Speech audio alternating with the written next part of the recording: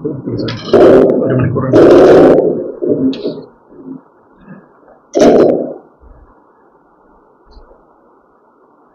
സമാദരണീയനായ അധ്യക്ഷൻ സ്വാമി ഗീത സംഘാനന്ദ മഹാരാജ്, വേദിയിലുള്ള വിശിഷ്ടാതിഥികൾ doctor Murali Vallabhan, doctor PB Saneesh, പ്രിയപ്പെട്ട സഹോദരി സഹോദരന്മാരെ, വിദ്യാർത്ഥിനികളെ, ഇന്ന് വിവേകാനന്ദ ജയന്തി ദിവസം പാലായിൽ ശ്രീരാമകൃഷ്ണ ആശ്രമത്തിൽ വരുവാനും ഇവിടെ ഈ ആഘോഷ അവസരത്തിൽ സംബന്ധിക്കുവാനും കഴിഞ്ഞതിൽ എനിക്ക് വളരെയധികം സന്തോഷമുണ്ട്. കഴിഞ്ഞ നൂറ്റാണ്ടിൽ, അതിൻ്റെ അവസാനം 1902 സ്വാമി വിവേകാനന്ദൻ ഇഹലോകവാസം വെടിഞ്ഞു. വെറും 39 വർഷക്കാലത്തെ ജീവിതം, ഇഹലോക ജീവിതത്തിൽ നൂറ്റാണ്ടുകൾ കൊണ്ട് നേടേണ്ട അല്ലെങ്കിൽ ചെയ്യേണ്ട കർമ്മങ്ങളെല്ലാം അദ്ദേഹം പൂർത്തീകരിച്ചു. അങ്ങനെ ഒരു യുഗപുരുഷനായി മാറിയ സ്വാമി വിവേകാനന്ദൻ, അദ്ദേഹത്തിൻ്റെ എല്ലാ നേട്ടങ്ങൾക്കും കാരണം എൻ്റെ മാസ്റ്റർ, മൈ മാസ്റ്റർ, അതായത് ശ്രീരാമകൃഷ്ണ പരമഹംസരാണ് എന്ന് പറയുകയുണ്ടായി. അദ്ദേഹത്തിൻ്റെ നേട്ടങ്ങൾക്ക് മാത്രമല്ല, ഞാൻ എന്താണോ, ഈ ലോകം എന്താവാൻ പോകുന്നു, അതിനെല്ലാം കാരണക്കാരൻ എൻ്റെ മാസ്റ്ററാണ്. ആത്മീയമായ ഒരു ചൈതന്യം അത് മനസ്സിലൊരു വെളിച്ചമായി തെളിഞ്ഞതുകൊണ്ടാണ് സ്വാമി വിവേകാനന്ദന് ഇത്തരം കാര്യങ്ങൾ ലോകത്തിൽ ഇത്ര വലിയ ഒരു വെളിച്ചം തെളിയിക്കാനായിട്ട് വളരെ കുറഞ്ഞ കാലഘട്ടത്തിന്റെ ഇടയിൽ സാധിച്ചതെന്ന് അദ്ദേഹത്തിന്റെ ജീവിതത്തിൽ നോക്കുന്ന നമുക്കെല്ലാവർക്കും അത് ബോധ്യമാണ്. അദ്ദേഹം ലോകമെമ്പാടും, പ്രത്യേകിച്ച് അമേരിക്കയിൽ നിന്ന് വേൾഡ് പാർലമെന്റ് ഓഫ് റിലീജിയൻസ് അതിൽ 1893 ആരംഭിച്ച അദ്ദേഹത്തിൻ്റെ ബോധ സംക്രമണ പരമ്പര അത് വളരെയധികം രാജ്യങ്ങളിൽ അദ്ദേഹം നടപ്പിലാക്കി. ഈ ഇന്ത്യ രാജ്യത്ത് തന്നെ ജനങ്ങളുടെ ബോധ മനസ്സുകളെ തട്ടിയുണർത്തിക്കൊണ്ട് അവരിൽ സ്വാതന്ത്ര്യത്തിനുള്ള അഭിവാഞ്ച വർദ്ധിപ്പിക്കുവാൻ, അവരിൽ വിദ്യാഭ്യാസത്തിനും അതുപോലെ തന്നെ അവരുടെ മനസ്സിനെ ഉന്നമിപ്പിക്കുവാനുമുള്ള ആഗ്രഹം വളർത്തിയെടുക്കുവാൻ, അങ്ങനെ ഉറക്കത്തിലാണ്ട് കിടന്ന ഈ ജനതയെ തട്ടിയുണർത്തി ശക്തരായ ഒരു ബൗദ്ധിക പ്രഭാവമുള്ളവരാക്കി മാറ്റിയെടുക്കുവാൻ അദ്ദേഹം ജീവിതം ഒഴിഞ്ഞുവെച്ചു. അദ്ദേഹം പറയുകയുണ്ടായി, education is the manifestation of the perfection already in man എന്നാണ് പറഞ്ഞത്. വിദ്യാഭ്യാസം, അതിലൂടെ സ്വാമി അത് സൂചിപ്പിക്കുകയുണ്ടായി. വിദ്യാഭ്യാസം എന്ന് പറയുന്നത് അവനവനിൽ തന്നെയുള്ള പൂർണ്ണതയെ പ്രകാശിപ്പിക്കുന്ന ഒരു പ്രക്രിയയാണ്. പൂർണ്ണത എല്ലാവരുടെയും മനസ്സിലുണ്ട്. ഒരാൾ ജനിക്കുന്നത്, ഭൂമിയിലേക്ക് വരുന്നത് പൂർണ്ണനായിട്ടാണ്. പക്ഷെ ആ പൂർണ്ണനാണ് ഞാൻ എന്ന കാര്യം ആ വ്യക്തി അറിയുന്നില്ല. അങ്ങനെ അറിയാതെ തൻ്റെ സമ്പൂർണതയെക്കുറിച്ച്, ദിവ്യത്വത്തെക്കുറിച്ച് അറിയാതെ ഭൂമിയിൽ പിറക്കുന്ന വ്യക്തികളെ ആ സമ്പൂർണത അറിയിക്കുക, സമ്പൂർണതയുണ്ട് എന്ന് ബോധം ഉണ്ടാക്കിയ, ആ പൂർണ്ണത സ്വീകരിച്ച് അത് വളർത്തിയെടുക്കുവാൻ എല്ലാവരും പരിശ്രമിക്കും. അങ്ങനെ പൂർണ്ണത ഉള്ളവരാക്കി അവരെ മാറ്റുന്ന പ്രക്രിയയാണ് വിദ്യാഭ്യാസം എന്നാണ് അദ്ദേഹം പറഞ്ഞത്. അപ്പൊ അതുകൊണ്ട് വിദ്യാഭ്യാസത്തിലൂടെ മനുഷ്യൻ തന്നിലുള്ള പൂർണ്ണതയെ മനസ്സിലാക്കുന്നു. അങ്ങനെ പൂർണ്ണത എന്താണ് എന്നറിയുന്നത് കൊണ്ട് ആ വ്യക്തി ചില കാര്യങ്ങൾ, ചില പ്രത്യേക ഗുണങ്ങൾ ഉള്ളവനാകുന്നു. ഉപനിഷത്തിന്റെ തത്വങ്ങൾ അദ്ദേഹം സ്വാംശീകരിച്ചു. ഉപനിഷത്തിന്റെ തത്വങ്ങൾ 4 വാക്കുകളിൽ പറയാൻ പറഞ്ഞു കഴിഞ്ഞാൽ, അതിന്റെ ആശയം 4 വാക്കിൽ പറയാൻ പറഞ്ഞാൽ പറയാവുന്ന 4 വാക്കുകൾ അഭയം, അഹിംസ, അസംഗം, ആനന്ദം എന്നാണ്. ഈ അഭയം എന്ന് പറയുന്നത് ഭയമില്ലായ്മയാണ്. അത് സ്വാമി വിവേകാനന്ദൻ വളരെ പ്രാധാന്യം കൊടുത്തൊരു വാക്കാണ്. ഫിയർ, ഭയം പാടില്ല എന്നാണ് അദ്ദേഹം ജീവിതകാലം മുഴുവൻ പ്രഖ്യാപിച്ചത്. സ്വർഗം നേടുവാനായിട്ട് നമ്മൾ ഉണ്ടാവുന്നു, ഇന്ന കാര്യങ്ങളെ പേടിച്ചു കഴിഞ്ഞാൽ നിങ്ങൾക്ക് സ്വർഗമുണ്ടാകും എന്നുള്ള ചിന്തയിൽ നിന്ന് വ്യത്യാസമായിട്ട് സ്വാമി വിവേകാനന്ദൻ പറഞ്ഞത് സ്വർഗം എന്ന് പറയുന്നത് ഭയമില്ലാത്തവർക്കുള്ള അവരുടെ ആ മാനസിക സ്ഥിതിയാണ് സ്വർഗമെന്നാണ്. അഭയത്തിന്റെ ഒരു സ്ഥിതിയാണ് സ്വർഗം. അതുപോലെ തന്നെ അസംഗം. അപ്പൊ ഞാനിവിടെ നോക്കുകയായിരുന്നു, സ്വാമി, ഇവിടുത്തെ സ്വാമി ഗീതസംഘം എന്ന് പറയുന്നതും അസംഗം തന്നെയാണ്. ഗീതശോകം, ഗീതസംഘം അസംഗമാണ്. സംഘം ഇല്ലാത്ത അവസ്ഥ, അറ്റാച്ച്മെന്റ്, നോൺ അറ്റാച്ച്മെന്റ്, അതാണ് കർമ്മണ്യവാധികാരത്തെ മാഫലേഷു കഥാചിത്. സംഘമില്ലാതെ അസംഗനായി എങ്ങനെ കർമ്മങ്ങൾ ചെയ്യാനായിട്ട് സാധിക്കും? അസംഗം എന്ന് പറഞ്ഞു കഴിഞ്ഞാൽ അലസൻ എന്നല്ല അർത്ഥം. അസംഗനാണ് ഏറ്റവും കൂടുതൽ കർമ്മനിരതനായ വ്യക്തി. കർമ്മത്തിൽ ഏറ്റവും മുഴുകുന്ന വ്യക്തിയാണ് അസംഗനായിട്ടിരിക്കുന്നത്. അസംഗമായിട്ട് ചെയ്യുന്ന കർമ്മമാണ് ഏറ്റവും മനോഹരമായ, ഏറ്റവും പരിശുദ്ധമായ, ഏറ്റവും ഫലപ്രദമായ കർമ്മം അസംഗമായിട്ട് ചെയ്യുമ്പോഴാണ്. സംഘത്തോടെ ചെയ്യുന്ന കർമ്മം അത് പൂർണ്ണമായ കർമ്മമല്ല. അതിനതിന്റെ ഫലം, ഉദ്ദിഷ്ട ഫലം 100% ലഭിക്കുകയില്ല. അസംഗമായിട്ട് ചെയ്യുന്ന കർമ്മത്തിനാണ് അതിന്റെ യഥാർത്ഥ കർമ്മം അങ്ങനെയാണ്. അതുകൊണ്ട് നമുക്ക് സ്വാമി വിവേകാനന്ദന്റെ ജീവിതം നോക്കി കഴിഞ്ഞാൽ അദ്ദേഹം എന്തുമാത്രം കർമ്മനിരതനായിരുന്നു. ഓരോ നിമിഷം കൊണ്ടും അദ്ദേഹം മറ്റുള്ളവര് 100 വർഷം ചെയ്യുന്ന കർമ്മം ഒരു നിമിഷം കൊണ്ട് ചെയ്യുന്ന ഒരു വ്യക്തിയായിരുന്നു. പക്ഷെ അസംഗനായിരുന്നു. അതാണ്. അപ്പം അസംഗം, അഹിംസ, നോൺ വയലൻസ്, അത് ഒരു ഉപനിഷത്ത് തത്വമാണ്. അതാണ് മഹാത്മാഗാന്ധി ജീവിതത്തിൽ അത് പ്രായോഗികമാക്കി ഇന്ത്യയെ സ്വാതന്ത്ര്യത്തിലേക്ക് നയിക്കുവാനായിട്ട് ഇടയാക്കിയ ആ തത്വം, അഹിംസ. ഇതിന്റെ എല്ലാം ഫലമായിട്ട് ലഭിക്കുന്ന ആനന്ദം. അപ്പോ സച്ചിദാനന്ദം എന്ന് പറയുന്നതിൽ നമ്മൾ ഈ ആനന്ദം എന്ന് പറയുന്ന ഒരു വാക്കുണ്ട്. എക്സിസ്റ്റൻസ്, അവയർനെസ്, ബ്ലിസ്, സത്, ചിത്, ആനന്ദം. Existence, awareness, bliss. സത് എന്ന വാക്ക് ദാറ്റ് വിച്ച് എക്സിസ്റ്റ് എന്നുള്ളതിൽ നിന്നാണ്. അതിന് സത്യമാവുമ്പോൾ ആ എക്സിസ്റ്റ് ചെയ്യുന്ന എന്താണോ അതിനെക്കുറിച്ച് നമുക്കുള്ള ബോധം, അതിനെ സത്യം എന്ന് വേണമെങ്കിൽ നമുക്ക് പറയാം. സത്, ചിത്ത് എന്ന് പറയുന്ന വാക്കിന്റെ മൂലം അറിവാണ്. ബോധം എന്ന് പറയുന്നതാണ് അതിന്റെ മൂലം. ബോധത്തിൽ നിന്നാണ് അറിവെല്ലാം ഉണ്ടാവുക. ചിത്ത്, ആനന്ദം.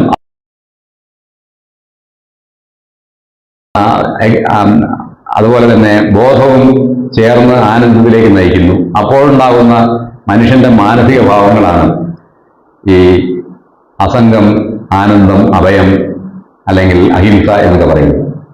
ഇത്തരം മഹത്തായ തത്വങ്ങളെ എങ്ങനെ നമ്മൾ, വിദ്യാഭ്യാസം എന്ന് പറയുന്നത് ഇവയുടെ സ്വാംശീകരണമാണ്. ഇതെല്ലാം മനുഷ്യനിലുള്ള തത്വങ്ങൾ തന്നെയാണ്. പക്ഷെ ആ തത്വങ്ങൾ എന്റെ ലക്ഷ്യം ഇതാണ് എന്ന് എങ്ങനെ മനുഷ്യന് ബോധമുണ്ടാവും എന്നുള്ളതാണ് ജീവിതത്തിന്റെ വലിയൊരു വെല്ലുവിളി. അപ്പൊ അതാണ് വിദ്യാഭ്യാസത്തിൽ ഉദ്ദേശിക്കുന്നത്. ആ ബോധം സൃഷ്ടിക്കുവാനായിട്ട് എങ്ങനെ സാധിക്കും, എന്താണ് അതിനു വേണ്ടിയിട്ടുള്ള പ്രക്രിയ, ഇത് ജനങ്ങളെ ബോധവൽക്കരിക്കുവാൻ, പറഞ്ഞു കൊടുക്കുവാൻ സ്വാമി വിവേകാനന്ദൻ വളരെയധികം പരിശ്രമിച്ചു. നേരത്തെ പറഞ്ഞ പോലെ അദ്ദേഹം കർമ്മ വ്യഗ്രനായിരുന്നു. അപ്പോ അദ്ദേഹം പറഞ്ഞിട്ടുണ്ട്, കഠോപനിഷത്ത് അദ്ദേഹത്തിന് വളരെ പ്രിയപ്പെട്ടതായിരുന്നു. ഒരു ശിഷ്യൻ ശിഷ്യനോട് ചോദിച്ചു, ആ കഠോപനിഷത്ത് കാണാതെ പഠിച്ചോ? അപ്പോൾ ശിഷ്യൻ പറഞ്ഞത് കാണാതെ പഠിച്ചില്ല, അതിന്റെ ശ്രീശങ്കര വ്യാഖ്യാനം ഞാൻ വായിച്ചതേ ഉള്ളൂ എന്ന് പറഞ്ഞു. അപ്പോൾ സ്വാമി വിവേകാനന്ദൻ പറഞ്ഞു, അല്ല, അത് കാണാതെ പഠിക്കേണ്ട ഉപനിഷത്താണ് കഠോപനിഷത്ത് എന്ന് അദ്ദേഹം പറയുകയുണ്ടായി. ഉത്തിഷ്ഠത ജാഗ്രത പ്രാപ്യവര നിബോധത ക്ഷുരസ്യധാര നിശിതാദുരക്തിയ ദുർഗം പദസ്തത് കവയോ വദന്തി എന്നാണ്. എണീറ്റുണർന്നിടുക, വന്ദ്യരായ ഒരാചാര്യരിൽ നിന്നറിക ആത്മതത്വം, വാളിൻതലത്തിന് സമം പ്രയാസം നടപ്പുമാർഗം പറയുന്നു വിജ്ഞർ എന്ന് അതിന്റെ തർജ്ജിമ ഞാൻ ചെയ്ത തർജ്ജിമയാണ്.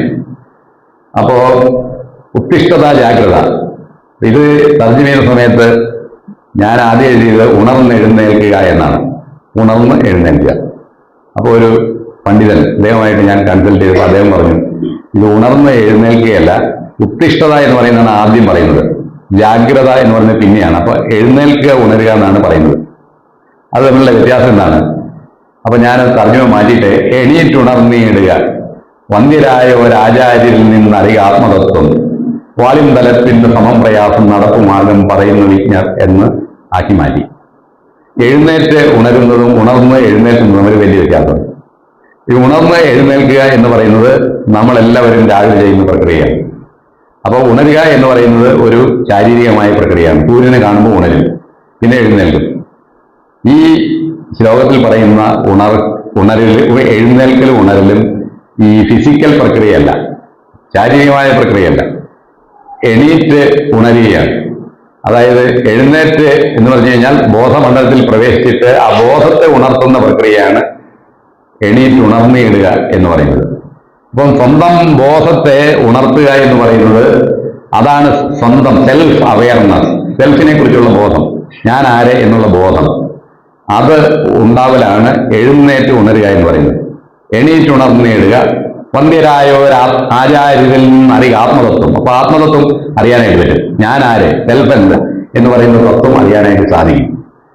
അപ്പോ അത് എളുപ്പമുള്ള ഏർപ്പാടല്ലെന്നുമാണ് പറയുന്നത്. വാളിൻ തലത്തിന് സമം പ്രയാസം നടപ്പുമാർഗം പറയുന്നു വിജ്ഞർ. വാളിന്റെ തലയിലൂടെ നടക്കുന്നത് എത്ര പ്രയാസമാണ്, അതുപോലുള്ള ഒരു പ്രയാസമേറിയ പ്രക്രിയയാണ് എന്നാണ് അത് കടവനത്തിൽ പറഞ്ഞിരിക്കുന്നത്. ഈ സെൽഫ് എന്ന് പറയുന്നത് അറിയുക, അത്ര പ്രയാസമുള്ള പ്രക്രിയയാണെങ്കിൽ, പക്ഷെ സ്വാമി വിവേകാനന്ദൻ പറയുന്നത് അത് 3 രീതിയിൽ 3 കാര്യങ്ങൾ അതിലുണ്ട് എന്നുള്ളതാണ്. ഒന്ന്, സെൽഫ് എന്താണ് എന്ന് സെൽഫിനെ കുറിച്ച് നമ്മൾ കേൾക്കുക, സെൽഫ് എന്ന വാക്ക് കേൾക്കുക, സെൽഫ് എന്നതിനെ കുറിച്ച് കേൾക്കുക, ചിന്തിക്കുക. എല്ലാവരും അത് സ്ഥിരം ഇങ്ങനെ പറഞ്ഞുകൊണ്ടിരിക്കുകയാണ്. ഞാൻ എന്നാണ് നമ്മുടെ ജീവിതം തുടങ്ങുമ്പോൾ പറയുന്നത്. അത് കഴിഞ്ഞ് അവസാനിക്കുന്നവരെ ഞാൻ എന്ന് പറഞ്ഞുകൊണ്ടിരിക്കും. എല്ലാവരും ചെയ്യുന്ന കാര്യമാണ്. പക്ഷേ ഈ ഞാൻ എന്താണ് എന്ന് ചിന്തിക്കുന്നവർ വളരെ വിരളമാണ്. അത് ചിന്തിക്കാതെ ഇങ്ങനെ പറഞ്ഞുകൊണ്ടിരിക്കുകയാണ്. പല കാര്യങ്ങളും അങ്ങനെയാണ് നമ്മുടെ ജീവിതത്തിൽ. പല കാര്യങ്ങളും നമ്മൾ പറയുന്ന കാര്യം എന്താണ് എന്ന് ചിന്തിക്കാറില്ല. അതെല്ലാവരും എല്ലാവർക്കും അറിയാലോ, പിന്നെ എന്തിനാ ചിന്തിക്കുന്നത് എന്നുള്ളൊരു വിചാരമാണ്. അപ്പൊ ഞാൻ എന്താണ് എന്ന് ചിന്തിക്കുന്നില്ല, പറഞ്ഞുകൊണ്ടേയിരിക്കുന്നു. അപ്പം ഒന്ന് ഇങ്ങനെ കേൾക്കുക എന്ന്, ഞാൻ എന്നതിന് കേൾക്കുന്നു. രണ്ടാമത് റീസൺ ചെയ്യുക എന്നാണ് പറയുന്നത്. അടുത്ത രണ്ടാമത്തെ സ്റ്റെപ്പാണ്. ഞാൻ എന്ന് വെറുതെ കേട്ടാൽ പോരാ. ചെറുപ്പം മുതലേ ഞാൻ എന്ന് പറഞ്ഞുകൊണ്ടിരിക്കുന്നു, കേട്ടാൽ മാത്രം പോരാ, റീസണിങ് വേണം. അവിടെയാണ് ചിന്ത വരുന്നത്. യുക്തിപൂർവം എന്താണ് ഞാൻ എന്ന് ചിന്തിക്കണം, യുക്തി ഉപയോഗിക്കണം, റീസണിങ്. അപ്പം ഞാൻ രണ്ടാമത്തെ ഭാഗം. അപ്പോഴും തീർന്നില്ല. മൂന്നാമത്തെ ഭാഗം സ്വാമി വിവേകാനന്ദൻ പറയുന്നത് മെഡിറ്റേറ്റ് ഓൺ സെൽഫ് എന്നാണ്. മൂന്നാമത് ധ്യാനമാണ്. ധ്യാനത്തിലൂടെ മാത്രമേ അത് സാക്ഷാത്കരിക്കാനായിട്ട് സാധിക്കുകയുള്ളൂ. അപ്പോൾ ഉപനിഷത്തിലെ മുണ്ടകോപനിഷത്തിലെ എടുക്ക വേദാന്ത വിശിഷ്ടമാം ഉപാസനാസ്ത്രത്തെ അതിൽ തൊടുക്ക, വലിക്ക തദ്ഭാവം അറിഞ്ഞ ഹൃത്താൽ മുറിക്ക ലക്ഷ്യം പരമ അക്ഷരാത്മം എന്ന് പറയുന്ന ഒരു ശ്ലോകമുണ്ട്. എടുക്ക വേദാന്ത വിശിഷ്ടമാം വില്ല്, വേദാന്തം എന്ന് പറയുന്ന വില്ല് എടുക്കണമെന്നാണ് പറയുന്നത്. ഉപാസനാസ്ത്രത്തെ അതിൽ തൊടുക്കാൻ, അതിലൊരു അസ്ത്രം തൊടുക്കണം. ഉപാസന എന്ന് പറയുന്ന അസ്ത്രം അതിൽ തൊടുക്കണം. വലിക്ക തദ്ഭാവം അറിഞ്ഞ ഹൃത്താൽ, വില്ലിലെ അസ്ത്രം തൊടുത്തിട്ട് വലിക്കണം. അത് അതിന്റെ യഥാർത്ഥമായ ഭാവം അറിയുന്ന ഹൃത്ത് കൊണ്ട്, ഹൃദയം കൊണ്ടാണ് വലിക്കുന്നത്. വലിക്ക തദ്ഭാവം അറിഞ്ഞ ഹൃത്താൽ. അപ്പൊ എന്താ ഗുണം? മുറിക്ക ലക്ഷ്യം പരമക്ഷരാത്മം, അക്ഷരമായ ആത്മാവ് എന്ന് പറയുന്ന ലക്ഷ്യം അപ്പോൾ വേദിക്കാനായിട്ട് സാധിക്കുന്നതാണ്. അപ്പോൾ വേദാന്തം എന്ന് പറയുന്ന ആ വില്ലെടുത്ത് ഉപാസന എന്ന് പറയുന്ന അസ്ത്രം തൊടുക്കുന്ന പ്രക്രിയയാണ് ഈ ധ്യാനം എന്ന് പറയുന്നത്. അപ്പൊ അങ്ങനെ ധ്യാനിച്ചാൽ മാത്രമേ ഈ സെൽഫ് എന്താണ് എന്നുള്ള ഒരു ബോധം ലഭിക്കുകയുള്ളൂ. അത് സാക്ഷാത്കരിക്കാനായിട്ട് സാധിക്കുകയുള്ളൂ. റീസണിങ് കൊണ്ട് നമുക്ക് ബോധം കിട്ടും. ചിന്ത കൊണ്ട് നമ്മളെല്ലാം ചിന്തയുടെ ലോകത്താണ്. പക്ഷേ സാക്ഷാത്കാരം കിട്ടുകയില്ല. അത് നമ്മളെല്ലാം ഈ റീസണിങ്ങിന്റെ ലോകത്തിലാണ് ജീവിക്കുന്നതെല്ലാം. ഇപ്പൊ നമ്മളുടെ ചർച്ചകളെല്ലാം ആ ലോകത്താണ്. അതൊരു രണ്ടാമത്തെ സ്റ്റെപ്പേ ആയിട്ടുള്ളൂ. കാരണം എല്ലാവരും അതിനെ ബൗദ്ധികമായിട്ട് ചിന്തിക്കുന്നു, കാര്യങ്ങൾ മനസ്സിലാക്കാനായിട്ട് ശ്രമിക്കുന്നു. പക്ഷേ ഈ ബൗദ്ധികത കൊണ്ട് അതിന്റെ ലക്ഷ്യത്തിലെത്താൻ സാധിക്കുകയില്ല എന്ന് സ്വാമി വിവേകാനന്ദൻ വളരെ വ്യക്തമായിട്ട് പറഞ്ഞിട്ടുണ്ട്. ഈ ബൗദ്ധികത എന്ന് പറയുന്ന രണ്ടാമത്തെ തലത്തിലെത്തുന്നു എന്നുള്ളത് മാത്രമേ ഉള്ളൂ. ചിന്തിക്കുമ്പോൾ നമുക്ക് പലതും പറയാൻ പറ്റുന്നു. അതുകൊണ്ട് അദ്ദേഹം പറയുന്നത് എത്ര പ്രസംഗിച്ചിട്ട് ഒരു കാര്യമില്ലെന്നാണ് പറയുന്നത്. വാക്കുകൾ എന്ന് പറയുന്നത് ഒരു റെപ്രസെന്റേഷനാണ്. അത് ഒരു വാക്ക് എന്ന് പറയുന്നത് വേറെ എന്തിനെയോ അത് സൂചിപ്പിക്കുന്നു. സൂര്യൻ എന്ന് രാവിലെ കാണുന്നു നമ്മൾ, സൂര്യൻ എന്ന് പറയുന്നു. സൂര്യൻ എന്ന് പറയുമ്പോൾ ഉടനെ നമ്മുടെ മനസ്സിൽ സൂര്യന്റെ ഇതാണ് ഓർമ്മ വരുന്നത്. പക്ഷെ സൂര്യനെ കാണാത്ത ഒരാളോട് സൂര്യൻ എന്ന് പറഞ്ഞാലോ, ജനിച്ച പിന്നെ സൂര്യനെ കണ്ടിട്ടില്ല. സൂര്യൻ എന്ന് പറഞ്ഞാൽ എന്താണ്? ഒരു അന്ധനായിട്ടുള്ള ഒരാൾ, അയാൾ സൂര്യൻ എന്ന് പറഞ്ഞാൽ ഒന്നും മനസ്സിലായത് ഓർമ്മ വരില്ല, ഒരു സങ്കല്പം വരുന്നില്ല. രണ്ടുപേരും കേൾക്കുന്നത് ഒരേ വാക്കാണ്, സൂര്യൻ. രണ്ടുപേരും കേൾക്കുന്നതാണ്. പക്ഷെ സൂര്യനെ കണ്ടയാള് അത് കേൾക്കുമ്പോൾ സൂര്യന്റെ ചിത്രം മനസ്സിൽ വരുന്നു, സങ്കല്പം വരുന്നു. കാണാത്ത ആൾക്ക് ഒന്നും വരുന്നില്ല. അപ്പൊ അതുപോലെ ഈ വാക്ക് എന്ന് പറയുന്നത് ഏതോ ഒരു സങ്കല്പത്തിനെ പ്രതിനിധീകരിക്കുന്ന ഒരു ശബ്ദമാണ്, അല്ലെങ്കിൽ ഒരു അക്ഷരമാണ്, അക്ഷരങ്ങളുടെ കൂട്ടമാണ്. അപ്പോൾ വാക്കുകൾ എത്ര ഉപയോഗിച്ചാലും ആ സങ്കല്പങ്ങൾ അത് ഉണ്ടാവണമെന്നില്ല. സങ്കല്പം മനസ്സിലുള്ള ആൾക്കേ ആ സങ്കല്പം വരുള്ളൂ. ഇനി ആ സങ്കല്പം സാക്ഷാത്കരിക്കണമെന്നുമില്ല. വാക്കുകൾ കേട്ട് കഴിഞ്ഞാൽ ആ സങ്കല്പം സാക്ഷാത്കരിക്കണമെന്നൊരു നിർബന്ധവുമില്ല. ഇപ്പം നമ്മള് വാഴപ്പഴം കഴിച്ചിട്ട് പഴം നല്ല മധുരമുണ്ട് എന്ന് പറയുന്നു. അപ്പൊ എത്ര പ്രാവശ്യം പഴം മധുരം ഉണ്ട് എന്ന് പറഞ്ഞാലും നമ്മുടെ നാവിൽ ആ മധുരം വരുന്നില്ല. അതിന് വേണമെങ്കിൽ ഒരേ മാർഗമുള്ളൂ, പഴം എടുത്തിട്ട് കഴിക്കുന്നത്. അപ്പം അതില് നമുക്ക് ആ ഫലം ഭക്ഷിക്കുമ്പോഴാണ് അതിനെക്കുറിച്ചൊരു ഉപമ എനിക്ക് തോന്നുന്നു അത് ശ്രീരാമകൃഷ്ണ പരമഹംസർ പറഞ്ഞതാണ് എൻ്റെ ഓർമ്മ. അതായത് ഒരു ഒരു എന്താണ് മാവിൻ തോട്ടം, വളരെ സ്വാദിഷ്ടമായ മാമ്പഴമുള്ള തോട്ടം. അതിലൊരാൾ പോകുന്നു. അപ്പൊ ചില ആളുകൾ അതിൽ ഇലകളെ എത്ര ഉണ്ടെന്ന് എണ്ണി നോക്കുന്നു, ചില ആളുകൾ അതിന് എത്ര കമ്പുണ്ടെന്ന് എണ്ണി നോക്കുന്നു, ചില ആളുകൾ ആ മാവിന്റെ തടിയെക്കുറിച്ച് ഗവേഷണം നടത്തുന്നു, പലതൊക്കെ ചെയ്യുന്നു. പക്ഷെ മാമ്പഴം ഭക്ഷിക്കാൻ ആരും ശ്രമിക്കുന്നില്ല എന്നാണ് അദ്ദേഹത്തിന്റെ ഉപമ. എന്ന് പറഞ്ഞ പോലെ ഈ മാമ്പഴം ഭക്ഷിക്കുന്നവനെ ഈ അതിന്റെ ഗുണം മനസ്സിലാവും, ആ അനുഭവം കിട്ടുകയുള്ളൂ. അതുപോലെ ഈ വാക്കുകൾ എന്ന് പറയുന്നത് ഒരാളെ ഭക്ഷിക്കാൻ പ്രാപ്തനാക്കുന്നില്ല എന്നാണ് പറയുന്നത്. പക്ഷെ എങ്കിലും ഈ വാക്കുകൾ രണ്ടാമത്തെ സ്റ്റെപ്പിൽ ഒരാളെ എത്തിക്കും. ഭക്ഷണത്തിന് മുമ്പ് നമ്മൾ ഈ കാര്യങ്ങളെല്ലാം മനസ്സിലാക്കി, ഈ വാക്കുകളെല്ലാം പറഞ്ഞ് അതിന് ചിന്തയൊക്കെ നടത്തി, അല്ലെങ്കിൽ റീസണിങ് ഒക്കെ നടത്തിയിട്ട് നമ്മൾ ധ്യാനിച്ചു കഴിഞ്ഞാൽ നമുക്ക് അതിന്റെ കാര്യങ്ങൾ, അതിനെക്കുറിച്ച് പോയി ഇതെന്താണ്, ഇതിന്റെ ഗുണം എന്താണ് എന്നൊക്കെ പഠിച്ചിട്ട് കഴിക്കുന്നതും അത് പഠിക്കാതെ കഴിക്കുന്നതും വ്യത്യാസമുണ്ട്. അപ്പൊ അതേ രീതിയിൽ നമുക്ക് ഈ അനുഭവത്തിനെ കൂടുതൽ വിശിഷ്ടമാക്കാനായിട്ട് ഈ വാക്കുകൾ പ്രയോജനപ്പെടുത്താനായിട്ട് സാധിക്കും എന്നാണ് സ്വാമി വിവേകാനന്ദൻ പറഞ്ഞിട്ടുള്ളത്. ഏതായാലും ഈ അനുഭവം എന്ന് പറയുന്നത് ജ്ഞാനത്തിലൂടെ ലഭിക്കേണ്ട ഒരു കാര്യമാണ് എന്നും വാക്കുകളിലൂടെ ചിന്തയിലൂടെ നമുക്ക് അനുഭവത്തിലേക്ക് പോകാനായിട്ടുള്ള ഒരു മാർഗം തുറന്നു കിട്ടും എന്നുമൊക്കെയാണ് നമുക്ക് മനസ്സിലാക്കാനായിട്ട് സാധിക്കുന്നത്. ഈ കാര്യങ്ങൾ ഈ വിദ്യാഭ്യാസം, ഈ സ്വാമി വിവേകാനന്ദന്റെ ജീവിതം നമ്മൾ നോക്കി കഴിഞ്ഞാൽ ഒരു വളരെ പ്രത്യേകതയുള്ളത്, അദ്ദേഹം ഉപനിഷത്തിന്റെ വേദാന്തത്തിന്റെ ആശയങ്ങളിൽ അടിയുറച്ച് അത് ഗുരുവിൽ നിന്ന് അതിന്റെ അനുഭവം നേടിയതിനു ശേഷം അദ്ദേഹം അത്തരം അനുഭവങ്ങൾ ലോകത്തിന്റെ നന്മയ്ക്ക് ഉപയോഗിക്കാനായിട്ട് ജീവിതം ഒഴിഞ്ഞു വെച്ചു എന്നുള്ളതാണ്. അത് വളരെ വ്യത്യസ്തമായ ഒരു ജീവിതമാണ്. പല ആളുകളും പലതരം അനുഭവങ്ങളും പലതരം അറിവുകളും ഒക്കെ സ്വായത്തമാകുന്നു. പക്ഷെ ഈ അറിവും അനുഭവവും എല്ലാം മറ്റുള്ളവർക്ക് പ്രയോജനപ്രദമാവുന്ന രീതിയിൽ ഉപയോഗിക്കാനായിട്ട് പലർക്കും കഴിയാറില്ല. സ്വാമി വിവേകാനന്ദൻ ജീവിതം മുഴുവൻ കേന്ദ്രീകരിച്ച ആശയമാണ്. സ്നേഹം എന്ന് പറയുന്നത് ഉപനിഷത്തിലും വേദാന്തത്തിലും ഒക്കെ സ്നേഹത്തിനെ കുറിച്ച് അദ്ദേഹം പറയുന്നത്. സ്നേഹം എന്ന് പറയുന്നത് മറ്റുള്ളവർക്ക് പ്രയോജനപ്രദമായ ജീവിതമാണ് സ്നേഹം എന്ന് അദ്ദേഹം നിർവഹിച്ചു. അപ്പൊ സ്നേഹം എന്ന് പറയുന്നത് he says love is an expansion and selfishness is A contraction എന്നാണ്. സ്നേഹം എന്ന് പറയുന്നത് ഒരു വികാസമാണ്. അതേസമയം ഈ സ്വാർത്ഥത എന്ന് പറയുന്നത് സങ്കോചമാണ്, ചെറുതാകുന്നത്. അപ്പൊ സ്വാർത്ഥതയിലൂടെ മനുഷ്യൻ ചെറുതായി അവൻ അനുരൂപത്തിലാവുന്നു. അതേസമയം സ്നേഹത്തിലൂടെ വലുതായി പ്രപഞ്ചത്തിന്റെ ആ തലത്തിലേക്ക് എത്തിച്ചേരുന്നു. വയലാറിന്റെയൊക്കെ ഭാഷയിൽ പറഞ്ഞാൽ ഈ പ്രപഞ്ചത്തിൽ വ്യാസത്തോളമൻ ആത്മാവിന്റെ ശില്പശാലയെ വലുതാക്കിയ മനുഷ്യൻ ഞാൻ എന്നാണ്.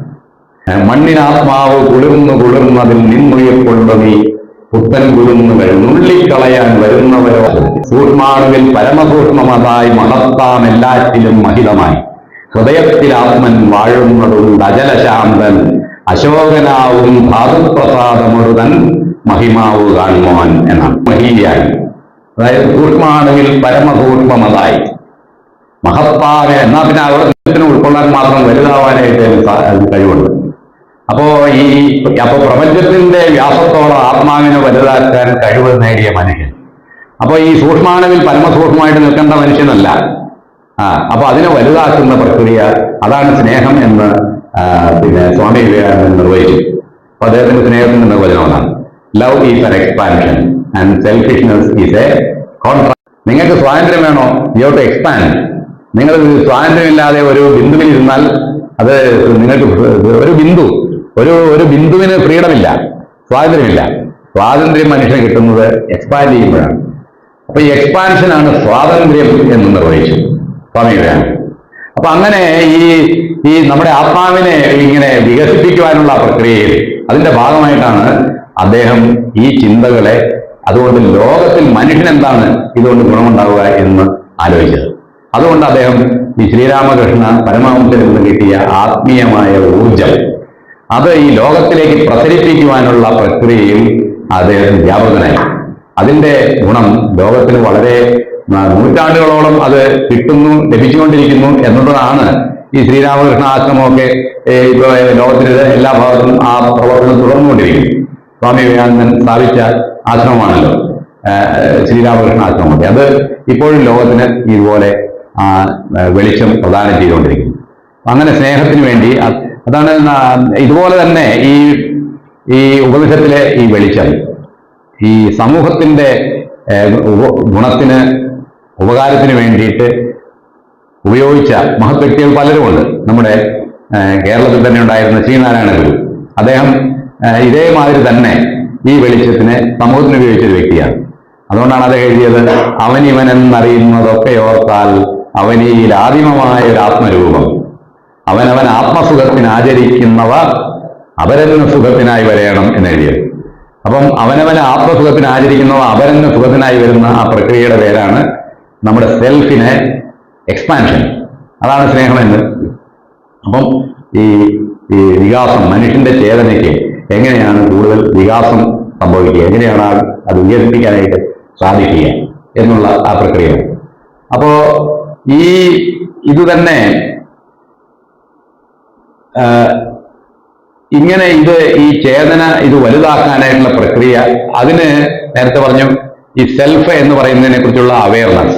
അപ്പൊ ഇത് വലുതാണ് എന്നുള്ള ആ ബോധം, ഞാൻ എന്ന് പറയുന്നത് ഇതുപോലെ വലുതാണ് എന്ന ബോധം എങ്ങനെയാണ് ഉണ്ടാവുക? അത് വളരെ പ്രധാനപ്പെട്ട ഒരു ബോധമാണ്. അതിനെക്കുറിച്ച് സ്വാമി വിവേകാനന്ദൻ പറയുന്ന ഒരു കഥയുണ്ട്. അദ്ദേഹം ചിക്കാഗോയിൽ പിന്നെ സർവമത സമ്മേളനത്തിന് പോയപ്പോൾ ആദ്യത്തെ പ്രസംഗത്തിലില്ല, പിന്നീട് അവിടെ നടത്തിയ ഒരു പ്രസംഗത്തിൽ അദ്ദേഹം പറയുന്നുണ്ട്, ഒരു തവള, കുളത്തിലെ തവളയുടെ ഒരു ഉപമ പറയുന്നുണ്ട്. ഒരു കുളത്തില് ഒരു തവള കിടക്കുകയാണ്. അപ്പൊ തവള അങ്ങനെ അതിൻ്റെ ഉള്ളിൽ ചാടി, അതിനെല്ലാം അങ്ങോട്ടും ഇങ്ങോട്ടും ചാടി, ഇതാണ് എൻ്റെ പ്രപഞ്ചം, ഇത് വലിയൊരു പ്രപഞ്ചമാണ് എന്നുള്ള ഒരു ധാരണയിൽ അവിടെ അങ്ങനെ സന്തോഷത്തോടെ ജീവിക്കുകയാണ്. അപ്പോഴാണ് കടലിൽ നിന്നൊരു തവള അവിടെ വന്ന് ചാടുന്നത് കുളത്തിലേക്ക്. കടലിൽ നിന്ന് എങ്ങനെയോ കുളത്തിൽ വന്ന് പെട്ടതാണ്, അല്ലെങ്കിൽ കുളത്തിൽ ഉണ്ടായിരുന്ന തവള കടലിൽ പോയിട്ട് തിരിച്ചു വന്നതാണ്. അപ്പോൾ ഈ കടലിലെ തവളയോട് ഈ കുളത്തിലെ തവള പറയുന്നു, നീ എവിടെ നിന്നാണ് വന്നതെന്ന് ചോദിച്ചു. പറഞ്ഞു, ഞാൻ സമുദ്രത്തിൽ നിന്നാണ് വരുന്നത്. അപ്പൊ സമുദ്രം എന്തോരം ഉണ്ട് എന്ന് ചോദിച്ചിട്ട് ഈ കുളത്തിലെ തവള ഒരറ്റെന്ന് എന്നിട്ട് പറഞ്ഞു, ഇത്രയുണ്ടോ എന്ന് ചോദിച്ചു. അപ്പൊ അയാൾ പറഞ്ഞു, അല്ലല്ല. മറ്റേ തവള പറഞ്ഞു, അല്ലല്ല, സമുദ്രം ഇതിനേക്കാളൊക്കെ വളരെ വലുതാണ്, ഈ കുളം പോലെയൊന്നുമല്ല എന്ന് പറഞ്ഞു. അപ്പൊ ഈ കുളത്തിലെ തവള ഒന്നുകൂടെ ചാടി കാണിച്ചു, അത് കുറച്ചുകൂടെ വലുതായിട്ട് ചാടി. എന്നിട്ട് ഇത്രയുണ്ടോ എന്ന് ചോദിച്ചു. അപ്പം മറ്റേയാൾ പറഞ്ഞു, ഇതൊന്നും നിങ്ങൾ ഇവിടെ ചാടി കാണിക്കാൻ പറ്റുകയില്ല, അത് വളരെ വലിയ അഗാധമായ വളരെ വിശാലമായ ഒരു പ്രതിഭാസമാണ് സമുദ്രം എന്ന് പറഞ്ഞപ്പോൾ കുളത്തിലെ തവളയ്ക്ക് ദേഷ്യം വരികയും ഈ കുളത്തിലെ തവള ഈ സമുദ്രത്തിലെ തവള കള്ളനാണ്, അയാൾ നുണ പറയുന്നതുകൊണ്ട് ഇയാൾ ഇവിടുന്ന് പുറത്തിയാടിക്കണമെന്ന് പറഞ്ഞ് അതിനെ പുറത്തിയാടിക്കാനായിട്ട് പരിശ്രമിക്കുകയും ചെയ്തു എന്ന ഒരു കഥ സ്വാമി വിവേകാനന്ദൻ ഈ പ്രസംഗത്തിൽ എഴുതിയിട്ടുണ്ട്. അപ്പോ ഇതേ കഥകൾ തന്നെ, ഇതുപോലുള്ള കാര്യം തന്നെ ഗ്രീസില് പിന്നെ പ്ലേറ്റോയുടെ പുസ്തകത്തിൽ 2300 കൊല്ലം മുമ്പ് പ്ലേറ്റോ ഗ്രീക്ക് തത്വചിന്തയില് അദ്ദേഹം എഴുതിയ പുസ്തകത്തിൽ ഇതുപോലൊരു കഥ എഴുതിയിട്ടുണ്ട്. അതിൽ അദ്ദേഹം എഴുതിയിരിക്കുന്നത് ഗുഹയിൽ കിടക്കുന്ന മനുഷ്യരെ കുറിച്ചാണ്. ഗുഹയിലെ മനുഷ്യരെ കുറിച്ച്, ഗുഹയിൽ ബന്ധിതരായ മനുഷ്യർ എന്ന് പറയുന്ന ഒരു അലിഗറി എഴുതിയിട്ടുണ്ട്. അലിഗറി ഓഫ് ദ കേവ് എന്നാണ് പറയുന്നത്. ഈ ഗുഹയില് കുറെ ആളുകള് ബന്ധനസ്ഥരായി കിടക്കുകയാണ്. അപ്പോൾ ഇവർക്ക് മുഖം ചലിപ്പിക്കാൻ പറ്റുന്നില്ല, മുഖം മുന്നോട്ട് മാത്രമേ നോക്കാൻ പറ്റുള്ളൂ, ചങ്ങലക്കിട്ടിരിക്കുകയാണ്. അത് കാരണം പുറയിലോട്ട് കാണാനായിട്ട് ഇവർക്ക് സാധിക്കുകയില്ല. മുമ്പിൽ ഒരു സ്ക്രീനുണ്ട്, ഒരു തിരശ്ശീലയുണ്ട്. അതിൻ്റെ ഉള്ളില് ഇവരിങ്ങനെ മുമ്പിലോട്ട് മാത്രം നോക്കിയിരിക്കുമ്പോൾ പുറകിൽ ഉള്ള വെളിച്ചത്തിന്റെ കുറെ നിഴലുകളെല്ലാം ഇങ്ങനെ പോകുന്നതായിട്ട് കാണാം സ്ക്രീനിൽ. അപ്പൊ ഈ നിഴലുകളെ കണ്ട് ഇവരിങ്ങനെ അത് മാത്രം കണ്ടുകൊണ്ടിരിക്കുകയാണ്. അപ്പൊ കുറെ കഴിയുമ്പോൾ ഇവരുടെ വിചാരം ഈ നിഴലുകളാണ് ഇത് യഥാർത്ഥമായിട്ടുള്ളതെന്നാണ്. നിഴലുകൾ കണ്ട് യഥാർത്ഥമായ ഈ ലോകത്തിൽ അവരുടെ ജീവിതത്തിൽ അവർ ആകെ കണ്ടിരിക്കുന്ന നിഴലുകളാണ്. ഇതാണ് സത്യമെന്ന് വിചാരിച്ചിരിക്കുന്ന ഈ ഗുഹാമനുഷ്യർ. അവരിൽ ഒരാൾ എന്ത് ചെയ്തു, ഈ ചങ്ങല പൊട്ടിച്ച് ആ ഗുഹയ്ക്ക് പുറത്തിയാടി. അയാൾ പുറത്തിയാടിയിട്ട് നോക്കിയപ്പം അയാൾ കണ്ടത് വേറെ കാഴ്ചയാണ്. അയാൾ കണ്ടത് സൂര്യൻ ഉദിച്ചു വരുന്നു. അവിടെ എല്ലാം ആകാശം ഉണ്ട്. ആകാശത്തിൽ പല കാര്യങ്ങൾ, രാത്രിയാകുമ്പോൾ നക്ഷത്രങ്ങൾ വരുന്നുണ്ട്. പല പല കാര്യങ്ങൾ ലോകത്തിലുണ്ട് എന്ന് ഈ പുറത്തു പോയ ആൾക്ക് മനസ്സിലായി. ഇയാള് ഉടനെ തിരിച്ച് അയാളുടെ കൂട്ടുകാരോട് പറയാനായിട്ട് ഗുഹയുടെ അകത്തേക്കുന്നു. അപ്പൊ അവരെല്ലാം ഇങ്ങനെ ബന്ധത്തിലായിട്ട് സ്ക്രീൻ കണ്ടുകൊണ്ടിരിക്കുകയാണ്. അവരോട് പറഞ്ഞു, അല്ലല്ല, ഇതല്ല സത്യം, നിങ്ങൾ ഈ കാണുന്നൊന്നുമല്ല സത്യം. ഇവിടുന്ന് പുറത്തിറങ്ങി കഴിഞ്ഞാൽ അവിടെ നമുക്ക് ആകാശവും സൂര്യനൊക്കെ ഉണ്ട്, അവിടെ പല ജീവജാലങ്ങളുമുണ്ട് എന്നൊക്കെ പറഞ്ഞപ്പോ ഈ ഗുഹയിൽ ബന്ധത്തിലായിരിക്കുന്ന ആളുകൾ പറഞ്ഞു, ഇയാൾക്ക് ഭ്രാന്ത് പിടിച്ചു. ഇയാൾ നമ്മളോടൊപ്പം വളരെ ഇല്ലാതെയാക്കുന്നത്.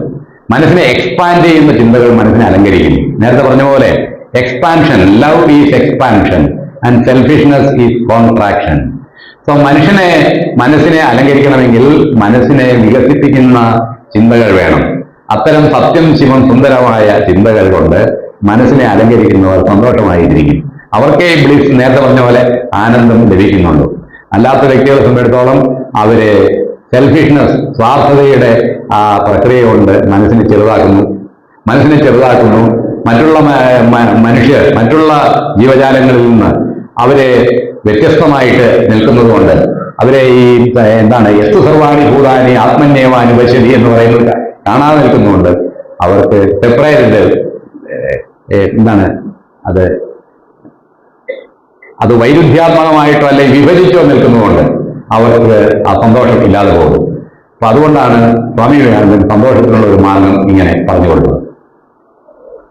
ഈ രീതിയിൽ ഉപനിഷത്തിന്റെ ചിന്തകൾ ഉപയോഗിച്ച് എങ്ങനെ വ്യക്തികളെ കർമ്മോജ്വലരാക്കാനായിട്ട് സാധിക്കും, അതോടൊപ്പം തന്നെ എങ്ങനെ അവരുടെ ജീവിതത്തിൽ പൂർണ്ണത, അവർ പൂർണ്ണന്മാരായിരിക്കുന്നവർക്കുള്ള അവരുടെ പൂർണ്ണത അവർക്ക് കൈവരിക്കാനായിട്ട് സാധിക്കും. ഇതാണ് വിവേകാനന്ദൻ ജീവിതത്തിൽ കൊടുത്ത സന്ദേശം. അപ്പൊ അതുകൊണ്ട് അദ്ദേഹം പറഞ്ഞു, ഇന്ത്യയിലുള്ളവരെ എന്താ ചെയ്യുക, നമ്മൾ മനസ്സാണ് എന്ന് വിചാരിച്ച് നമ്മൾ പുറമേയുള്ള ലോകത്തെക്കുറിച്ച് അധികം പ്രാധാന്യം കൊടുക്കാതെ ജീവിക്കുന്നു. അത് ശരിയാവില്ല. ഇപ്പൊ ഇന്ത്യക്കാരെ സംബന്ധിച്ചിടത്തോളം നമ്മുടെ ഈശാവാസ്യ ഉപനിഷത്തില് വിദ്യയെക്കുറിച്ച് അവിദ്യയെക്കുറിച്ചും പറയുന്നുണ്ട്. രണ്ട് കാര്യം പറയുന്നു. അതായത് അന്ധം തമ പ്രവിശന്തി ഏ വിദ്യ ഉപാസതേ തപോഹുയേവതേ തമോ യവോ വിദ്യായാം ജഥ എന്ന് പറയുന്ന ഒരു ശ്ലോകമുണ്ട്. അതായത്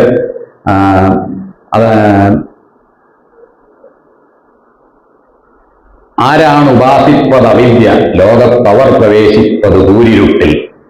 ആ വിദ്യയിൽ തന്നെ രമിച്ചിരിക്കുന്നവർക്കതേക്കാൾ അധികം തമസ്സാം എന്നാണ്. അതായത് അവിദ്യ, ആരാണ് ഉപാസിപ്പത് അവിദ്യ, ആരാണോ അവിദ്യയെ ഉപാസിക്കുന്നത് അവർ കൂരിരുട്ടിൽ പ്രവേശിക്കുന്നു. ഓക്കെ, അതിന് നമുക്ക് സംശയമൊന്നുമില്ല. അവിദ്യയെ ഉപാസിക്കുന്നവൻ കൂരിരുട്ടിൽ പ്രവേശിക്കും. എല്ലാവർക്കും സന്തോഷമാണ് അത് കേൾക്കാൻ. പക്ഷെ രണ്ടാമത്തത്, ആ വിദ്യയിൽ തന്നെ രമിച്ചിരിക്കുന്നു. ആരാണോ വിദ്യയിൽ രമിച്ചിരിക്കുന്നത് അവർക്ക് അതേക്കാൾ അധികം തമസ്സാം, അവരെ അതിലും വലിയ ഇരുട്ടിൽ പ്രവേശിക്കുന്നു എന്നാണ്. അത് അവിടെയാണ് പ്രശ്നം ആളുകൾക്ക്. ആദ്യത്തെ ഭാഗം കേൾക്കുന്നവർക്ക് ഒന്നും കൊള്ളാം, കുഴപ്പമൊന്നുമില്ല ഒന്നും. ആരാണ് ഉപാസിപ്പത് അവിദ്യ ലോകത്തവർ പ്രവേശിപ്പത് കൂരിരുട്ടിൽ. അതായത് അന്ധം തമ പ്രവിശന്തി ഏ വിദ്യ ഉപാസതയിൽ. പക്ഷേ ആ വിദ്യയിൽ തന്നെ രമിച്ചിരിക്കുന്നവർക്ക് അതേക്കാൾ അധികം തമസ്സാം എന്നാണ്. അവരെ വിദ്യയിൽ തന്നെ രമിച്ചിരിക്കുന്നവർ അതിനേക്കാളും വലിയ തമസ്സിലാണ്, ഇരുട്ടിലാണ്. എന്താ അതിന്റെ അർത്ഥം? അതിന്റെ അർത്ഥം എന്താണ്? ഈ അവിദ്യ എന്ന് പറയുന്ന അവരത് പരാവിദ്യയുമാണ്. അവിദ്യ എന്ന് പറയുന്നത് ആത്മാവിനെ കുറിച്ചുള്ള അറിവിനെയാണ് വിദ്യ, ആത്മവിദ്യയാണ് വിദ്യ. അപരാവിദ്യ എന്ന് പറയുന്നത് പ്രപഞ്ചത്തെക്കുറിച്ചുള്ള അറിവാണ്. ഉപനിഷത്തിൽ തന്നെ എഴുതിയിരിക്കുന്ന ഋക്കും യജുസ്സുമത സാമം അഥർവവേദം ഛന്ദസ്സു ഭാഷയുടെ രീതികൾ ശിക്ഷകൽപ്പം ജ്യോത്സ്യം നിരുക്തം ഇവയാണപരം പരത്താൽ ആത്മത്തെയാണ് അറിവത് എന്ന് പറഞ്ഞ് ഒരു ശ്ലോകമുണ്ട്. അതായത് സ്വന്തം ആത്മാവിനെ അറിയുന്നതാണ് പരാവിദ്യ, ബാക്കിയെല്ലാം അവിദ്യയാണ്. അപ്പൊ ഈ അവിദ്യ എന്ന് പറയുന്നത് ഈ പ്രപഞ്ചത്തിനെക്കുറിച്ചുള്ള അറിവാണ്. പ്രപഞ്ചത്തിനെക്കുറിച്ചുള്ള അറിവ് നേടുന്നവൻ ഇരുട്ടിൽ പ്രവേശിക്കുന്നു. കാരണം അവൻ ആത്മാവിനെ അറിയുന്നില്ല, അപ്പൊ ഇരുട്ടിൽ പ്രവേശിച്ചു. ഇനി ഒരാൾ വിദ്യയിൽ തന്നെ രമിച്ചിരുന്നാൽ, ആത്മാവിനെ കുറിച്ച് മാത്രം അറിഞ്ഞ് എപ്പോഴും അത് മാത്രം ഉള്ളിലേക്ക് മാത്രം നോക്കിയിരിക്കുന്ന ആളോ അതിലും വലിയ ഇരുട്ടിൽ പ്രവേശിക്കുന്നു. കാരണം അയാൾക്ക് ബാലൻസ് ഇല്ല. ബാലൻസ് ആണ് പറയുന്നത്. അതുകൊണ്ട് ഉപനിഷത്തിൽ ഈശാവാസി ഉപനിഷത്തിൽ പറയുന്നത് വിദ്യാദ്യാവിദ്യാദ്യായസ്തദ്വേദോ ഭയം സഹ അവിദ്യയാ മൃത്യും തീർക്കുക വിദ്യയാമൃതം അശ്നുതേ എന്നാണ്. അതായത് ആർ വിദ്യയോടൊപ്പം അവിദ്യയും കണ്ടറിഞ്ഞിടുന്നുണ്ട് അവരപ്രകാരം അവിദ്യയാൽ മൃത്യു കടന്ന് വിദ്യാ വഴിക്കു നേടും അമൃതം സമൃദ്ധം എന്നാണ് വിദ്യ. അതുകൊണ്ട് അതിന് ഉപനിഷത്ത് പറയുന്നതാണ് ആർ വിദ്യാദ്യാവിദ്യാദ്യായസ്തദ്വേദോ ഭയം സഹ ആർ വിദ്യയോടൊപ്പം അവിദ്യയും കണ്ടറിഞ്ഞിടുന്നുണ്ട്. വിദ്യയും അവിദ്യയും ഒരുപോലെ അറിയുന്നവനാരെ? ആർ വിദ്യയോടൊപ്പം അവിദ്യയും കണ്ടറിഞ്ഞിടുന്നുണ്ട് അവരപ്രകാരം അവിദ്യയാൽ മൃത്യു കടന്നു. അവിദ്യ കൊണ്ട് അവൻ മരണത്തിനപ്പുറം കടക്കുന്നു. എന്നിട്ടോ വിദ്യ വഴിക്ക് നേടും അമൃതം സമൃദ്ധം. വിദ്യയുടെ വഴിക്ക് അവൻ അമൃതം സമ്പാദിക്കും. ഒന്ന് മരണത്തെ കടക്കാനാണ്, നെഗറ്റീവാണ്. മറ്റത് നെഗറ്റീവ്, മരണത്തിന് അങ്ങ് ക്രോസ് ചെയ്യണം, അത്രയേ ഉള്ളൂ. പക്ഷെ അമൃതം കിട്ടണമെങ്കിൽ മറ്റത് വേണം, വിദ്യ. ഒന്ന് നെഗറ്റീവ് മെത്തേഡാണ്, മറ്റത് പോസിറ്റീവ് മെത്തേഡാണ്. അതായത് അവിദ്യ എന്ന് പറയുന്നത് അവിദ്യയാൽ മൃത്യു കടന്ന്, അവിദ്യ എന്ന് പറയുന്നത് നെഗറ്റീവ് മെത്തേഡാണ്. പക്ഷെ വിദ്യ എന്ന് പറയുന്നത് പോസിറ്റീവ് മെത്തേഡാണ്. ഇത് രണ്ടും കൂടി ഉണ്ടെങ്കിലേ വിദ്യാഭ്യാസം പൂർണ്ണമാവുന്നുള്ളൂ, ഇത് കണ്ടെത്താൻ കഴിയുള്ളൂ, യഥാർത്ഥ സാക്ഷാത്കാരം ലഭിക്കുകയുള്ളൂ എന്നാണ് പറയുന്നത്. അപ്പൊ ആർ വിദ്യയോടൊപ്പം അവിദ്യയും കണ്ടറിഞ്ഞിടുന്നുണ്ട് അവരപ്രകാരം അവിദ്യയാൽ മൃത്യു കടന്ന് വിദ്യാ വഴിക്കു നേടുന്ന അമൃതം സമൃദ്ധം. അതിന്റെ അർത്ഥം എന്താണെന്ന് വെച്ചാല് ഈ അവിദ്യ എന്ന് പറയുന്ന ഈ എക്സ്റ്റേണൽ വേൾഡിനെ കുറിച്ചുള്ള അറിവ്, അതായത് ശാസ്ത്രം. നമ്മൾ ഇന്നത്തെ കാലത്ത് ശാസ്ത്രം എന്ന് പറയുന്ന കാര്യം, ഈ ശാസ്ത്രം എന്ന് പറയുന്നത് ആത്മവിദ്യ എന്ന് പറയുന്ന വിദ്യയെ പോലെ തന്നെ പ്രധാനപ്പെട്ടതാണ്. ഇത് വിവേകാനന്ദൻ മനസ്സിലായി. സ്വാമി വിവേകാനന്ദൻ ഈ തത്വം ശരിക്കും മനസ്സിലായി. അദ്ദേഹം അതുകൊണ്ട് എല്ലായിടത്തും പോയി പറഞ്ഞിരിക്കുകയാണ്. പൗരസ്ത്യ എന്നല്ല, ഇന്ത്യക്കാരോട് അദ്ദേഹം പറഞ്ഞെന്നു കഴിഞ്ഞാൽ നിങ്ങൾ അവിദ്യ പരിശ്രമിക്കാനാണ് പറയുന്നത്. നിങ്ങൾ വിദ്യാവഴിക്ക് മാത്രം നടന്നിട്ട് കാര്യമില്ല. നിങ്ങൾ ശാസ്ത്രം പഠിക്കുക, ശാസ്ത്രം പഠിച്ച് കാര്യങ്ങൾ മനസ്സിലാക്കുക. അതോടൊപ്പം തന്നെ വെസ്റ്റേണേഴ്സിനോട് പറഞ്ഞു നിങ്ങൾ ഈ അവിദ്യ മാത്രം പഠിച്ചു നടന്നിട്ട് കാര്യമില്ല. ഇവിടെ നിങ്ങൾ സെൽഫ് എന്ന് പറയുന്ന ഒരു സംഗതിയുണ്ട്. ഈ പഞ്ചകോശങ്ങളിൽ നിങ്ങളുടെ ആത്മാവുണ്ട് എന്നുള്ള ഒരു അസ്തിത്വബോധം, ആത്മാവിന്റെ അസ്തിത്വബോധം ഇല്ലെങ്കിൽ നിങ്ങൾ ഇരുട്ടിലാണ് എന്ന് അവർ പോയി പറഞ്ഞു. അപ്പൊ അങ്ങനെ ഈ ലോകത്തിൽ പൗരസ്ത്യ പാശ്ചാത്യ ലോകങ്ങൾക്ക് എങ്ങനെയാണ് മുന്നോട്ട് നീങ്ങേണ്ടത് എന്ന വഴി കാണിച്ചു കൊടുത്തത് ഈ ഉപനിഷത്ത് ചിന്തയിൽ അധിഷ്ഠിതമായ ഈ സ്വാമി വിവേകാനന്ദന്റെ പ്രബോധനമാണ്. അപ്പൊ അത് വളരെയധികം യഥാർത്ഥത്തിൽ മനസ്സിലാക്കിയാൽ മാത്രമേ, അത് സ്വാമി വിവേകാനന്ദന്റെ ഇങ്ങനെ അതുകൊണ്ട് രണ്ട് വഴികൾ പറയുന്നുണ്ട്. ഈ സാക്ഷാത്കാരത്തിന് രണ്ട് വഴി അദ്ദേഹം പറയുന്നുണ്ട്. ഒന്ന് പോസിറ്റീവാണെന്നും മറ്റത് നെഗറ്റീവ് ആണെന്നും പറഞ്ഞ് പറയുന്നുണ്ട്. ഒന്ന് നെഗറ്റീവ് എന്ന് പറയുന്നത് അദ്ദേഹം പറയുന്നത് നേതി എന്ന് പറയുന്നതാണ്. ഈ നേതി എന്ന് പറയുന്ന ഒരു ഇതുണ്ട്. ഇതല്ല, ഓരോന്ന് കാണിച്ചിട്ട് ഇതല്ല എന്ന് പറയുന്ന നെഗറ്റീവായിട്ടുള്ള ഒരു രീതി. രണ്ട് പോസിറ്റീവായിട്ടുള്ള രീതി. പോസിറ്റീവായിട്ട് ഇതല്ല എന്ന് പറയുമ്പോൾ തന്നെ എന്താണ് എന്ന് സാക്ഷാത്കരിക്കുന്ന പോസിറ്റീവായിട്ടുള്ള മാർഗം. ഇത് രണ്ടും ചേർന്ന് കഴിയുമ്പോൾ മാത്രമേ യഥാർത്ഥത്തിൽ സാക്ഷാത്കാരത്തിൽ എത്തിച്ചേരാൻ കഴിയുകയുള്ളൂ എന്നുകൂടി സ്വാമി വിവേകാനന്ദൻ എഴുതിയിട്ടുണ്ട്. അപ്പൊ ഈ രീതിയിൽ യഥാർത്ഥത്തിലുള്ള ഒരു മനുഷ്യരാശിക്ക്, മനുഷ്യന് മുന്നോട്ട് പോകാനുള്ള വഴി എന്ത് എന്ന് കാണിച്ചു കൊടുക്കുന്ന ആളെയാണ് നമ്മൾ ഗുരു എന്ന് പറയുന്നത്. ഗുരു കാരണം എന്താണ്? അജ്ഞാന തിമിരാന്തസ്യ ജ്ഞാനാഞ്ജന ശലാകയ ചക്ഷുരുന്മീലനം ഏന തസ്യൈ ശ്രീ ഗുരവേ നമ എന്നാണ് പറയുന്നത്. അപ്പൊ അജ്ഞാനം എന്ന് പറയുന്ന ആ തിമിരത്തിൽ നിന്ന് പുറത്തിറങ്ങി ജ്ഞാനം കാണിച്ചു കൊടുക്കുന്ന ആളാണ് ഗുരുവെങ്കിൽ, സ്വാമി വിവേകാനന്ദൻ ഈ ലോകത്തിന്റെ ഒരു ഗുരുവാണ്. കൃഷ്ണ പരമഹംസർ സ്വാമി വിവേകാനന്ദന്റെ ഗുരുവാണ്. അതുപോലെ ഈ വളരെ കുറഞ്ഞ കാലമായി ജീവിച്ചുള്ളൂ, 39 വയസ്സേ ജീവിച്ചുള്ളൂ എങ്കിലും ആ കാലത്തിനിടയ്ക്ക് ഈ ലോകത്തിന് ഗുരുവാകാൻ തക്ക രീതിയിലുള്ള ഒരു വിസ്ഡം, ഒരു ജ്ഞാനം അദ്ദേഹം പ്രാപിക്കുകയും ആ ജ്ഞാനം എന്ന് പറയുന്നത് പ്രവൃത്തി മണ്ഡലത്തിൽ കൊണ്ടുവന്ന് ഈ ലോകത്തിനെ കൂടുതൽ നല്ലൊരു ലോകമാക്കി മാറ്റുവാനായിട്ട് പരിശ്രമിക്കുകയും ചെയ്തു എന്നുള്ളതാണ് സ്വാമി വിവേകാനന്ദന്റെ ജീവിതത്തിന്റെ മഹത്വം. അപ്പൊ അദ്ദേഹത്തിന്റെ ഈ ജയന്തി ആഘോഷിക്കുന്ന ഈ അവസരത്തിൽ തീർച്ചയായിട്ടും സ്വാമി വിവേകാനന്ദന്റെ പ്രസംഗങ്ങൾ, അദ്ദേഹത്തിന്റെ ചിന്തകൾ മനസ്സിലാക്കി ആ ചിന്തകൾ കൊണ്ട് നമ്മുടെ മനസ്സിനെ അലങ്കരിച്ചാൽ തീർച്ചയായിട്ടും അത് നമുക്ക് ആനന്ദമയമായ ഒരു ജീവിതത്തിലേക്ക് നയിക്കും എന്നതിന് യാതൊരു സംശയമില്ല. അത്തരത്തിൽ ഇവിടെ ഈ ജയന്തി ആഘോഷിക്കുവാനായിട്ട് വന്നിരിക്കുന്ന നിങ്ങൾക്ക് എല്ലാവർക്കും ഞാൻ ആശംസകൾ നേരുന്നു. സ്വാമി വിവേകാനന്ദന്റെ ചിന്തകൾ കൂടുതൽ നമ്മുടെ ജീവിതത്തെ, നമ്മുടെ സമൂഹ ജീവിതത്തെ, വ്യക്തി ജീവിതത്തെ, അതോടൊപ്പം തന്നെ ഈ ലോകത്തെ തന്നെ കൂടുതൽ തെളിച്ചമുള്ളതാക്കി മാറ്റട്ടെ എന്ന് പ്രത്യേകം ആശംസിക്കുന്നു. എല്ലാവർക്കും